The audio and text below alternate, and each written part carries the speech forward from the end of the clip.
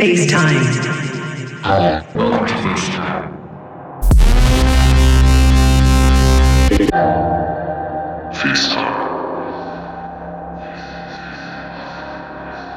Back on the podcast.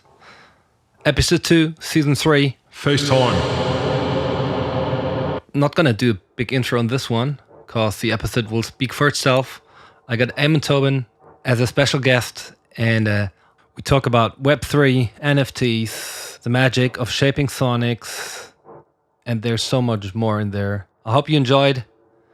Be safe. Amon, hello.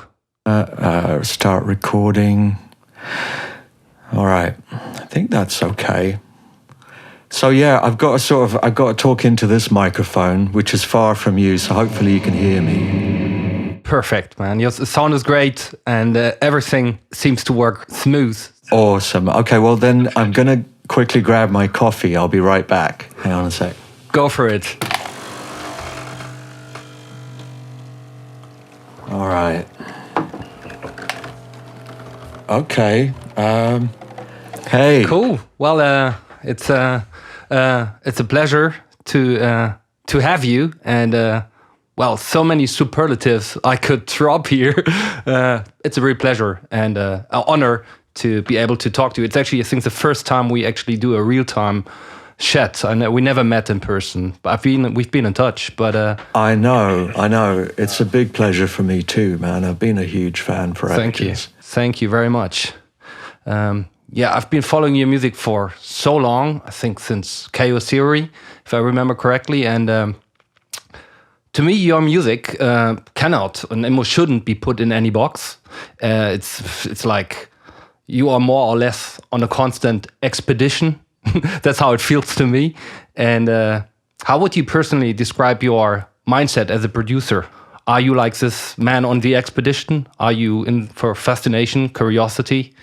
Yeah, I guess mainly I'm trying to find out about music and how it works and why I love the things I do, why I don't like the things I don't like, and sort of try to untangle it. And it's like, I don't know, it's like trying to figure out some corner of the universe, right? How it works. Right? It's this sort of expanding mystery that gets more and more obscure the more you look into it, and it's almost as though the things that I end up releasing are kind of the sort of the things that get left over after I've done all these explorations. They're the sort of, I don't know, you know what I mean? Nice. Makes sense to me. And the other thing which I always think when I listen to your stuff, it's like you are on an expedition musically, but also in terms of music technology. So that kind of goes hand in hand in your music, to me at least. It's like you come up, you change your sound, your sound, your style, your vibes, but you can always hear like the technology also is like this mystery as well for you, maybe, even though you're probably still deeper in shaping sonics than I am. I mean, yeah, it's just I really love what you do, and I think it's on the same note. Though, I was wondering, what is your personal view on like all the AI elements being introduced to music production equipment these days? Because they kind of, to me, they take away this being curious part and the fascination. What is your view on it like? You know what's interesting, I mean, talking about all of this is, I guess I know that I always thought, when I started out making stuff, I kind of had things I wanted to sound like, and I thought I could make those kinds of music. And it turns out I couldn't at all, because I had this sort of warped lens, like everybody does, right? We all have this sort of idea that we can understand what we're hearing, but what we're hearing is like a sort of mistranslation of what maybe somebody intended, right? So we try and emulate that thing, but we end up injecting unintentionally our own view of it, and that's what makes it ours, I guess, right? And so if it's funny how you can, all the technology, like you mentioned, it sort of, it influences, I guess, the extent to which you can manipulate sound, and it will sort of open up different approaches to treating sound and processing it. But ultimately, the decisions you make are kind of what defines what the thing is that you do,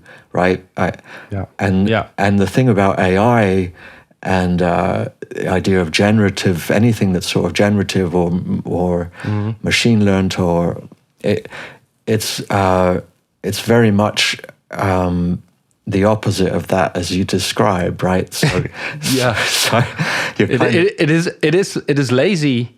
In a way. Well, the thing is, I wonder though, because every single technology that comes up tends to be a lazy option. It's like, well, now you can do this faster. I remember. Do you remember when Contact first came out? Of course, life changer. So that's it. We were all struggling with, these Akai samplers and programming on LCD screens and all that shit. And then this thing comes along and it's like, well, now this is easy. And it's like, well, it is, but only if you were going to do what you were doing before. So you can do what you were doing before a lot quicker. But the point is, you don't do what you were going to do before. You do something else that's harder even, right? Or more challenging for that new format. So you kind of, your own reach is always a little bit further out than the technology available, and I don't know how or if that could apply to AI. I don't know enough about it, but maybe. Yeah, to me as well. I mean, I'm happy with certain equipments doing things faster, so I can focus more on the creative side. On the other hand, I sometimes like to do those tasks because that is inspiration for me and leaves me or brings me to, like, I don't know, to a different moment where I'd be like, hey, I'm totally inspired by doing this. And EQ still kind of opens up a new world to me sometimes, So it's like, I appreciate it. But on the other hand, it's like, I just don't want music to be too generative, and I want the human soul in there. So I feel like that's an eternal kind of fear that we as creative people always have, and an insecurity, right, that we all share. I think that you could probably go back to electric guitars and people condemning electric guitars because that's not real music. Real music's made on acoustic guitars, and anyone can pick up an electric guitar and make it sound, dramatic and whatever. And then Jimi Hendrix comes along, and so there's always that thing of new technology. I remember like DJing when I first started using like Final Scratch, back before Serato and all of that stuff. Yeah.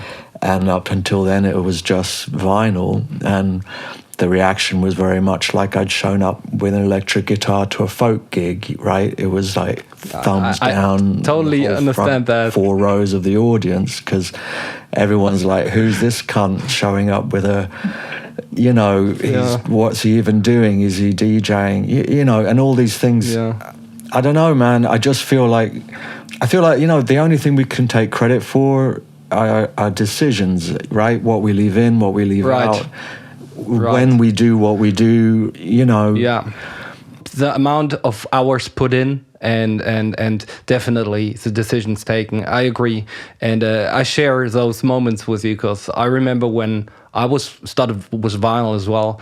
And then at one point, I didn't want to press double-8s anymore. And I brought my own CDJ, was a Newmark, a small Newmark CDJ, which I brought to the gigs. People were kind of yelling at me and thought I'm stupid. Now it's like, it's a normal thing. Anyways, but sound, in terms of sound, your sound, I often get lost in it in a positive way, I must say. I mean, when I listen to that stuff, I kind of fall into a meditative focus mood, and I try to figure out what the sounds consist of. So sometimes there's like layers of noise, of atonal, non-harmonic parts that combined with harmonic stuff. There's so much character, information, and dimension in your sound. I sometimes feel overwhelmed as well, but positively, because I like layers. I like stuff which I'm like, wow, where does this come from? But I wonder, what do you think is the best example of your music when you feel it is something super minimal, stripped down? What is minimal to you? I was wondering. Well, I guess what I'm trying to aim for with layering is, and I don't, I don't really achieve it, but I'm aiming for it anyway, is to try and make, I want to make, because I do think that the strongest pieces of music that I love anyway tend to have actually very few elements, but they're all very strong elements. Absolutely agree. But that's not to say that the elements themselves can't be constituted of many layers and parts. Yeah. So this as much as anyone, right? Yeah. When you make even a simple thing like a kick drum or a snare, it might have various components to it that are doing different things. And so what I'm trying to do, there's a couple of things. I mean, first I'm trying to make these core elements out of a number of things. But secondly, I guess what I find really fascinating is not really necessarily being able to identify what any given element is, because like whether that's a guitar, or that's a voice, or that's a what, because I feel like that sort of ambiguity, that kind of haziness, like where you don't really understand fully what's going on. I feel like that's a really creative place for a listener to be in, because they're engaged. I've thought, and I've talked about this before, where when you can easily identify everything that you're seeing and hearing, you don't really need to interact with it anymore. You can kind of let it happen. You just sort of shelve it, and you're like, I understand this, so I've consumed it rather than experienced it. When you're still discovering something, you're in a state of discovery with something, meaning that you don't fully understand it. You're interacting with it on a deeper level, I think. And so I try to put myself in that position as a producer, and hopefully, as listeners, people might experience some of that too. It's not to be annoying. I know it's super annoying too when people are like, oh, fuck, what's even happening here? Or, but... But that's a fascination. It's art in the end. And art can be easy, but art has to be easy, It's I actually think it has to be hard. I do. I go a little further, because, the thing is... If it's easy, then what are you doing really? It's just decorative. Okay. Good point. I don't know. I just feel like for something to be worth doing, I feel like on some level, it has to be uncomfortable, because then, growing's uncomfortable, and being... Absolutely. In the dark is uncomfortable, and and learning is uncomfortable, right? Everything that's worthwhile is uncomfortable, because you're pushing. And I have that view of art in general. I feel like if it sort of makes you think about what it is, your relationship to it, then it's an uncomfortable place to be, and that's it. That's a useful function of the art. Talking about vibes, what is your current point of interest in shaping sonics? Like, what is something you are at the moment feel drawn to constantly, or you want to experiment on, or like your current inspiration? If you don't need to share it, of course, but I just thought it's an interesting thing I could ask. Oh, I sort of seesaw. I go. I get really sort of into DSP-based stuff for a while, and then I retreat into really analog worlds, and sometimes both, of course. I don't know. At the moment, I'm more interested in I'm not even that interested in like sound design at the moment. I'm more interested in musical structure and in vibes. yeah, Like in the soul. I really am, and it's been a really long journey in that respect, right? Because I went through various stages of control with sound. I think the ISAM record I did was about as far into sound design as I've gone, and it was really a technical kind of exercise in a way, and I feel like there was an element of control that I was having over that sound, which was very satisfying to try to achieve when I was able to achieve it, which wasn't very often, but when I was, it was great. But there was there was a kind of a throttling of spontaneity that happened in that process too. And so, with subsequent albums, I've been trying very hard to let go of that sense of deep control. Here's the thing: I'm not advocating fucking noodling, and doesn't come across like you do. It doesn't come across like you do. It's just a normal development of your personality, and I hear it in your music. Yeah, stuff touches me.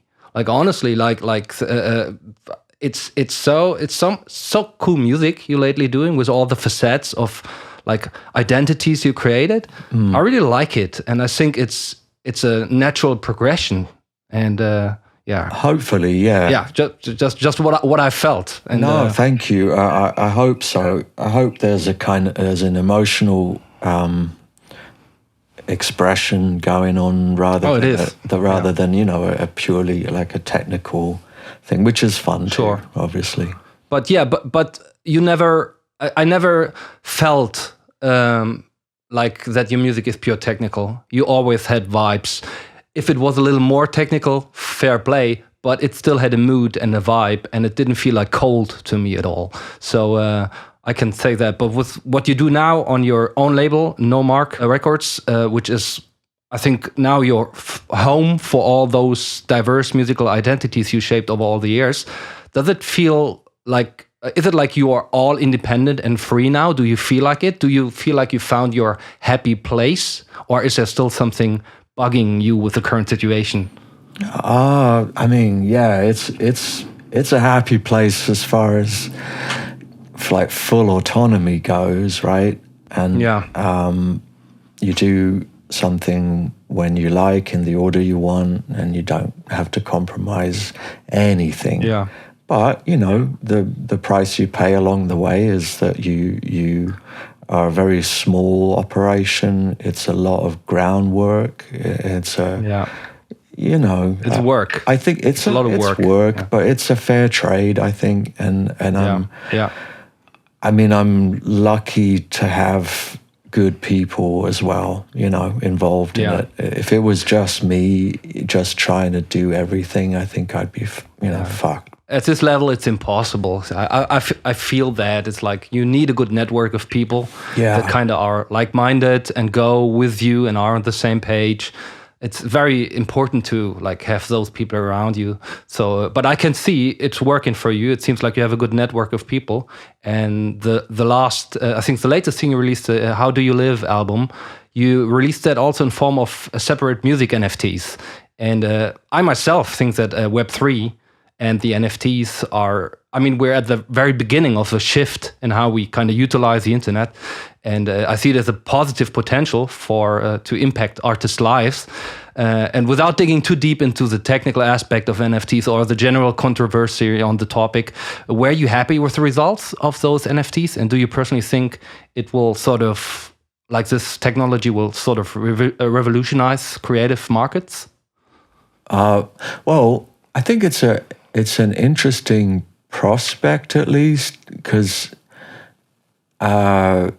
as new as all of this stuff really is, and it is very early days, it does at least sort of try and address the idea of ownership as far as digital anything digital goes, which has been a kind of a real barrier since everything was digitized so many years ago.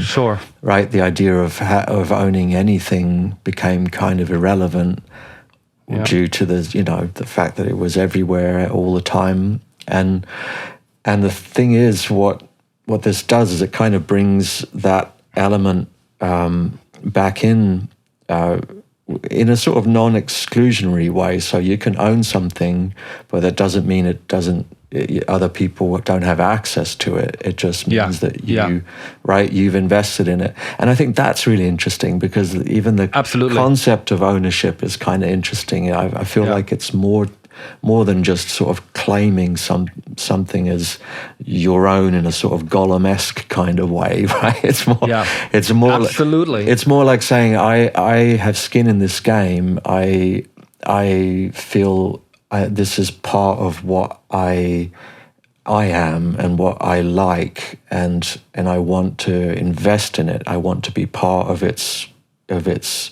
survival and growth. And I think all of that is kind of interesting to see that be a possibility in the future. Makes sense to me as well as Web 2 or Web 2.5. Like, the value of music decreased, or it's decreasing constantly. And I think there's nothing wrong about bringing value back to arts, you know? I mean, paintings gets... Like, it's not about the money. I mean, if it would be for me about the money, I wouldn't be doing what I'm doing. Honestly, I could invest the time and effort into something else that probably brings way more money, but it's not what I'm in for. I'm in for having, like, I don't know, a reason and fun. But I think, like, it's unfair, the structures of Web 2 or Web 2.5, especially if you're more of not a niche artist, but an artist who's like unorthodox, an artist that doesn't fit into those boxes that like the music systematics kind of categorize. And I think those kind of new techniques will help, especially the underground market, to come up with cool shit. Because I think it's going to be a nice platform to play around and be creative with.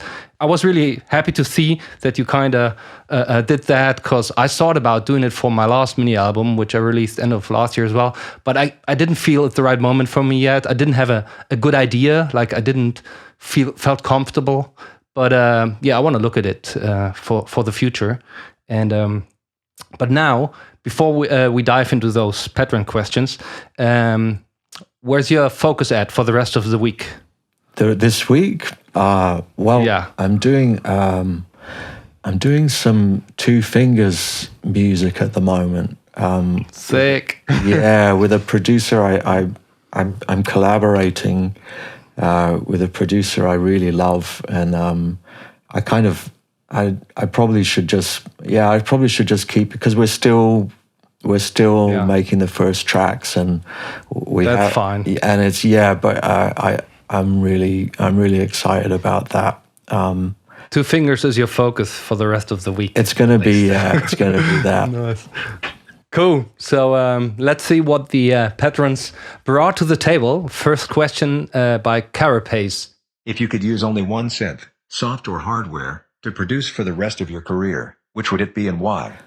Oh, well, that changes a lot. I guess that would change a lot. But if I was being completely selfish, I'd probably just have my little Buchla easel suitcase, because I feel like I could take that anywhere, and it gives me sort of infinite amount options. of fun. Yeah.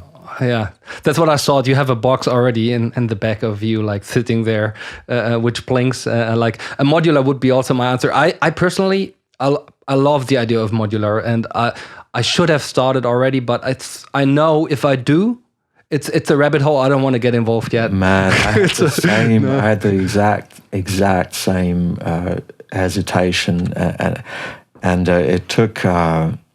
It took Deru and Tice Noisia from to talk me around. Get you involved. Well, the thing is, I figured that that all I saw in modular were people noodling around, and it felt like shit. That would be loads of fun to do that, and I think it is. And it's not true that that's what people are doing. That's just what I saw at the time. But I think what you can do is you can take it like any tool, and you can, if you're quite disciplined with it, you can do a lot of structured stuff with it. Yeah.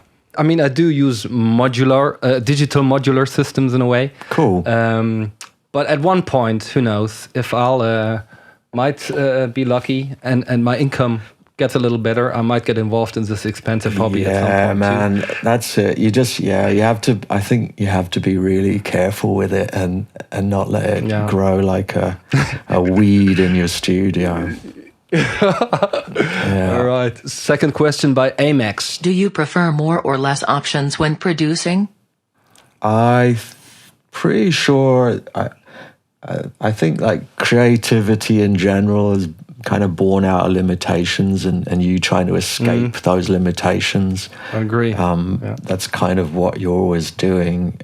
So yeah, I think even when you have a lot of options at hand, it's good practice, at least for me, to limit those as best as possible, so that I can escape from the box. Have a palette of colors in your hand and deal with that. That's what I like too.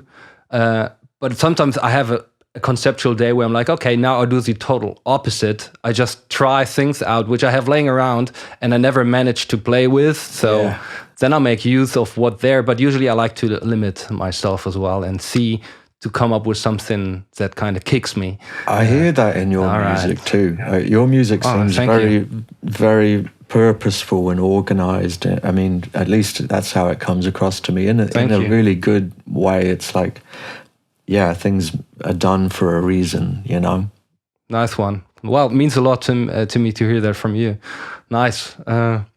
Third question by Joe KSCS. Which is more important for you, to have a plan or just to start and see where you are taken? That kind of goes back to what we were talking about a bit before. I think, I mean, I have to have a plan because I tend to have like a piece of music pretty much kind of written out, and then I'll just try and approximate what I've got in my head with what I can do, and I'll get close, right? But what I've tried to do, which is a bit different to before, is instead of working at that until it's exactly what's going on in my head, I've tried to allow a bit more room so that there's like a framework, but you can play within that framework. So there's some spontaneity still, but within a structure, right? I feel like at the moment that's the best balance for me, to have structure, but to have movement inside the structure, so that there's life, but within order, right?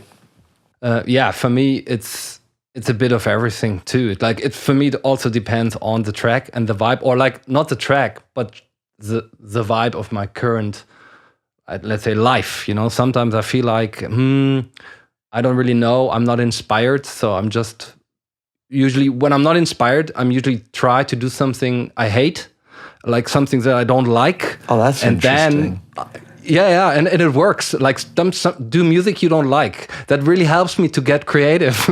I don't know. It just works for me. And what don't you like? Often have trance or I don't know, or do pop music. Just work on pop stuff, or like on something cheesy, like something that is like where you would usually, I don't know, if you'd play it out, you'd be like hide behind the deck, something like that.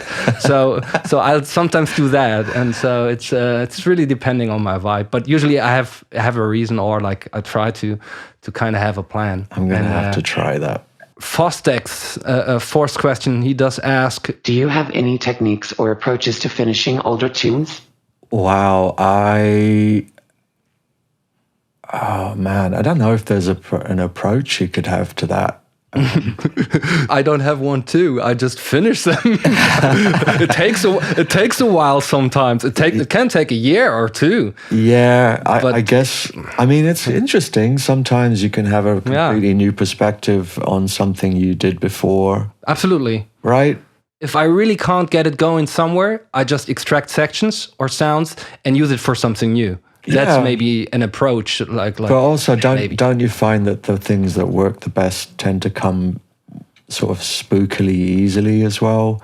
right? Absolutely, in a day. Yeah. In a day or two. Or at least the core idea of it, right? Yeah.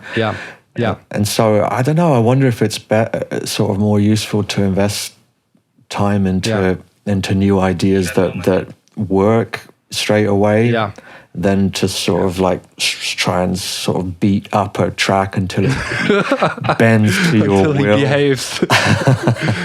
and then it's like, and then it got holes in the mix and the frequency range, and you're never gonna get it to sound good. I think we've all done that. Yeah, it's a fight. All right.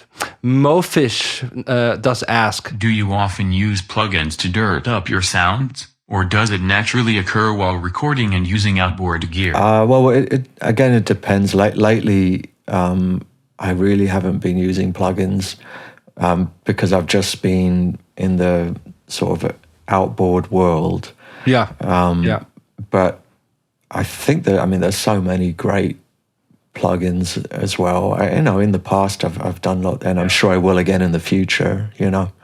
But at the moment, most of the dirt, for lack of a better word, probably comes from just old Russian tubes. Perfect. I love that. the distortion I like most in my equipment is the Lyra distortion. Oh yeah, I love it so much. I love all those Russian synthesizers. They're, to me, I don't know. I don't need anything else. If I have a bored day, I just turn that on and just, I don't know, drone the shit out of it. That thing's a monster. I've thought about that thing. Yeah. All right. Question number 6 by Jeff Greenwood. What, if anything, is there that you recommend studying/learning that helps with music production overall? Keyboard skills, learning instruments, engineering, creative skills, lifestyle techniques like exercise or spirituality? Hard to answer. It is, but I will say that I, for a long time, when I started out, I had this kind of gung-ho approach where I really thought that production and engineering and all of that stuff was kind of like, I don't know, like train collecting or like it was really the wrong perspective. I kind of thought that writing the music and coming up with melodies and good structure and arrangement, that's what was important, and how to produce it and engineer it seemed more like, I don't know, like a secondary priority. Yeah. But as time went by, I really learned that part of the process can really influence your writing as well. And it's as important, like it can be as inspiring to really go down a mixing and production rabbit hole as it can to try and figure out how to play a certain string instrument or keyboard or whatever. So I guess, it's probably all part of the same thing in the end, right? Yeah. Look into everything. Yeah, you should look into everything. I think there is inspiration in anything, and personally, I just always want to read and learn something new.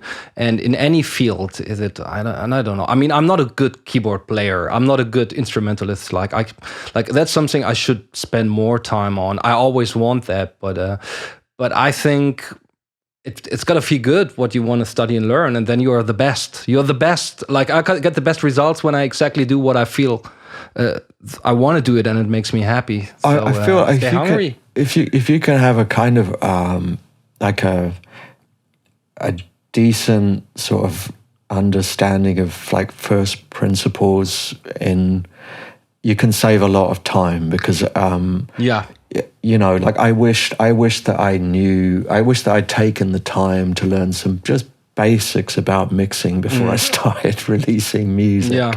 Because it would have saved so much time, and it would have also produced a better result. And I wish I'd learned how to read music, because I think that these are all tools you can put in your box, right?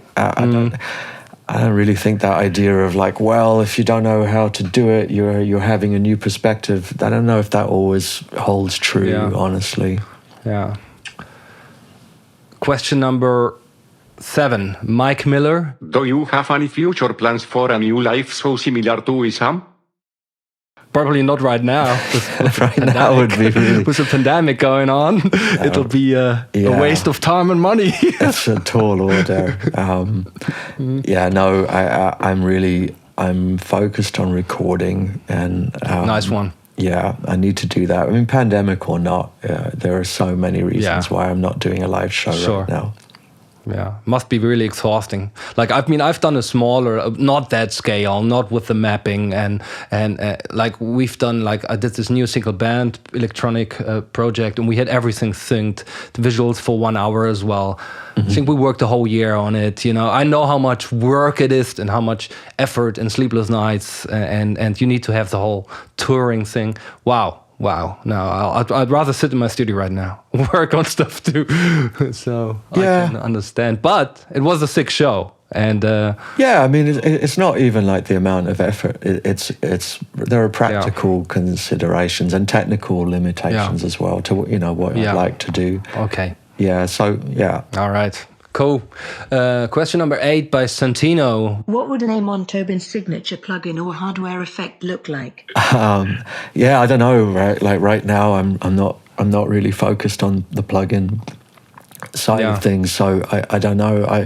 I've always kind of wanted something that could really nicely translate like vocal melody into MIDI, and I know there are lots of ways of doing that, but none of them I found have been as effective as I'd like them to be. But I guess, you know, when it comes to plugins, I always feel like the point is to try and get have the interface be sort of as invisible as possible, so you can get your ideas into the machine as sort of flawlessly as, you know. So it would be something like a utility or something like that, probably. Cool. Question number 9 by Synex. What are workflow pitfalls you know to avoid now, which you used to have in the past?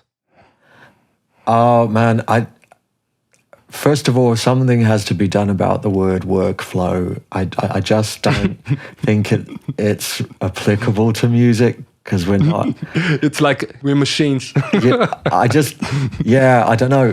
But I mean, I feel like your whatever your process is, that's such a personal question. But for me, absolutely. Things I could. I think like what we talked about before. If I just had more knowledge, it would be better. But maybe I'm not reading the question. Can you repeat that?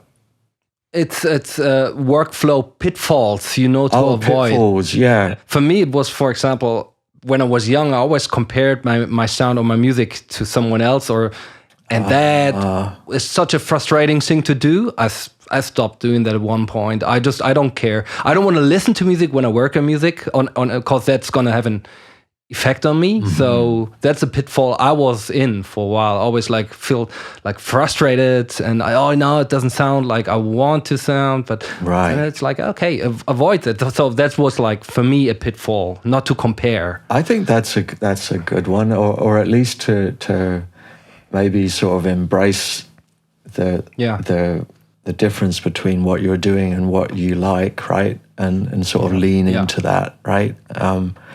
But I guess as well, like another one would be to just stop listening to people, because there's so much terrible advice out there, including probably what I'm saying now. So I don't know, man. I really, it's do not your own thing. Yeah, but it's not to say that it's going to be good. I'm not like saying, if you believe in yourself, because it might suck. You can believe in yourself a lot, and it. Absolutely, it can go wrong. It can go.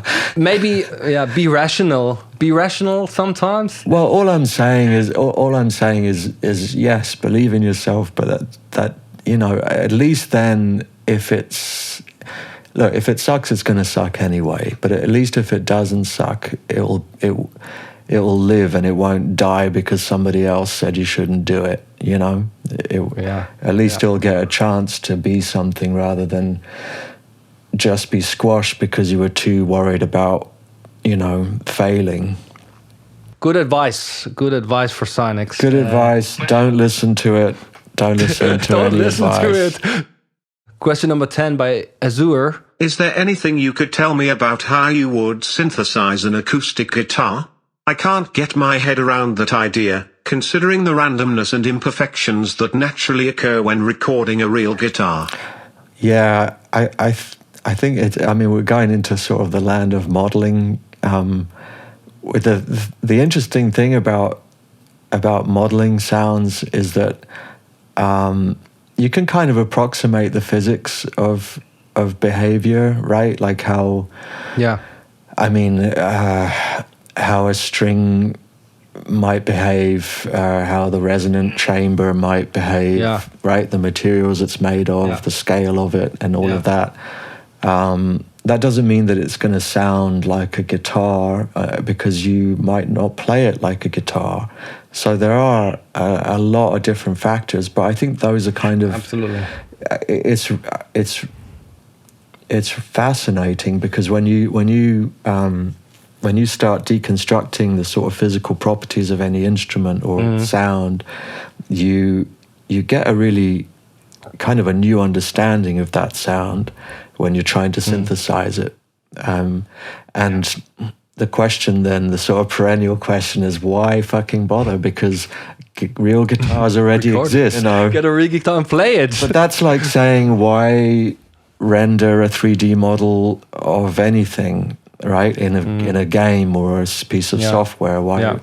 Well, the point is that once you have this rendering, something grounded in the physics of reality, at that point you can extrapolate from there and you can make it do impossible things, right? So you go from having, we have real people. Why have anyone living in a video game? Well, it's because in a video game, that person can can run around being a cowboy in Red Dead Redemption, or or a superhero or whatever. So it's the same with sound. Absolutely. Right.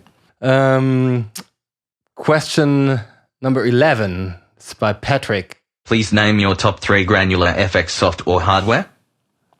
Oh man, I don't even like granular effects, honestly.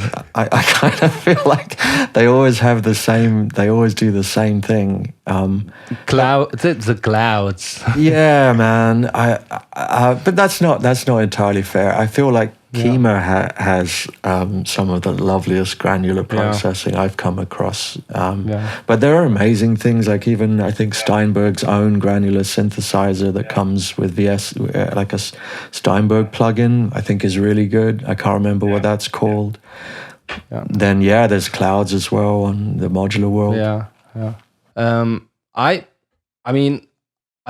It's nothing too fancy actually, but I kind of love this. It's a GR1. It's like a small granular synthesizer. What's the company? Tasty Ships Electronics. It's nothing too expensive, but it's fun. It's like I can connect any audio source, USB to it, and it's like all haptic. Like you can control it with a Vader. It's really fun. So that for me, that's the most fun to go in terms of granular.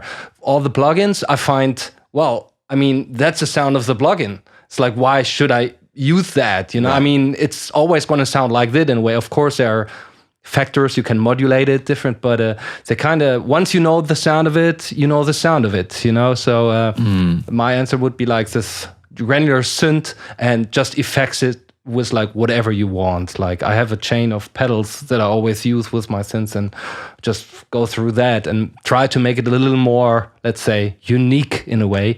So that would be my answer for Patrick. I have to check that one out too. I had 2 questions, one by myself in the end and one by Tom Sons, and he asks, how do you organize your samples/recorded audio?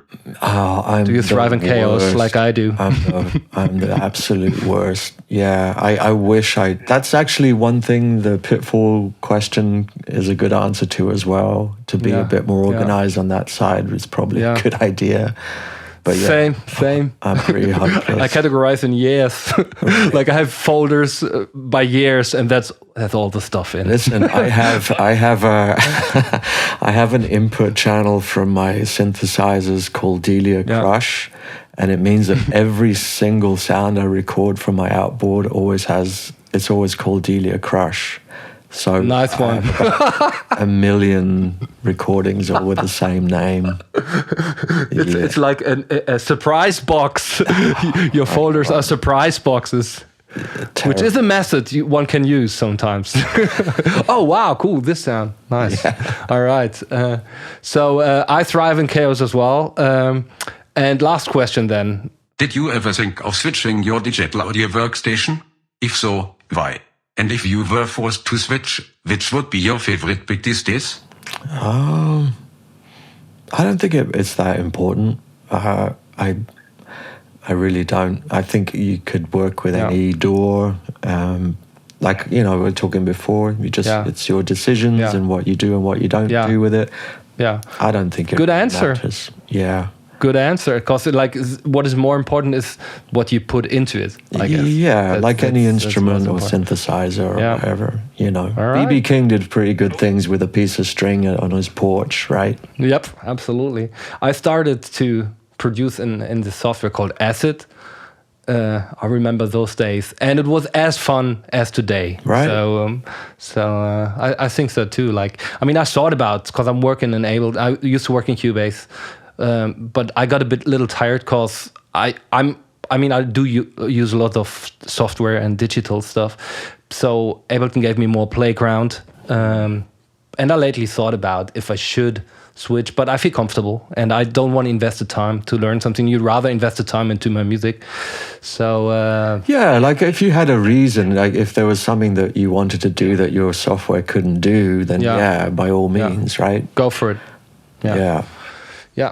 Well, I mean, that's it. Thank you so much, man. This was a really cool chat, and it means a lot to me. No, I'm doing this because I'm a massive fan. I really am. I have been for a long time. Thank you. That's exactly why I'm here. So thanks for all the great music yourself, man. Really. Thank you, man. And I hope next time we see us, we're gonna sit down in real time and have some more talk. And I wish you all the best. I'm always gonna play a track I like of the artist which I have on the podcast, and I did choose West Coast Love Stories because it's a fucking cool song. Honestly, I love it. It's a beautiful piece of music. Yeah, thank you. That's a terrifying. That was a terrifying record to make. I'm glad you chose it. Nice one, man. All right. Big up and enjoy your day. Speak to you soon. Thank you. Take Bye-bye. care. Bye-bye. Phacetime.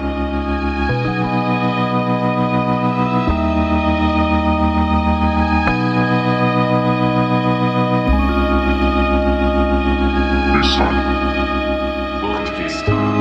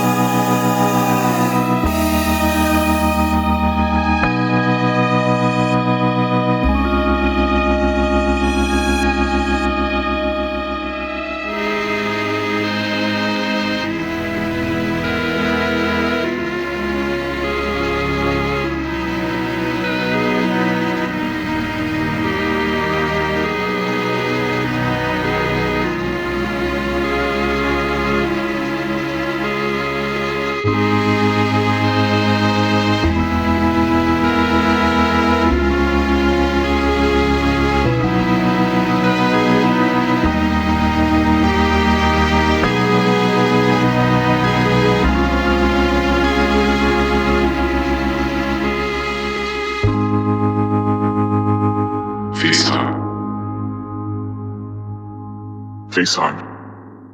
Welcome to FaceTime.